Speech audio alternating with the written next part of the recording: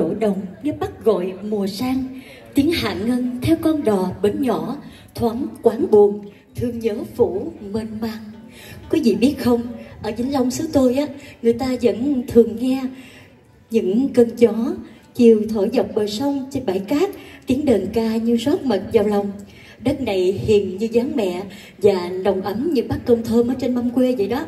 Mỗi chữ đờn, mỗi tiếng ca đều chở theo một chút hồn của phù sa, một chút nghĩa của con người miệt vườn. Mỗi mái nhà, mỗi con đường, mỗi bến nước, mỗi dòng sông đều có một câu chuyện riêng. Những câu chuyện mà bao đời nay vẫn thường được kể lại, len lỏi trong từng giai điệu âm vang giữa miền đất này.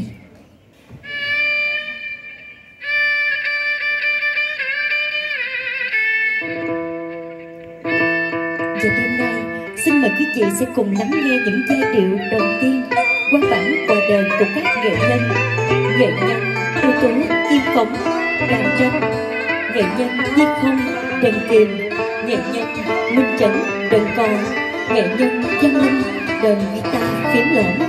Bản hòa tấu như khúc dạo đầu của câu chuyện về Vĩnh Long miền quê thương nhớ.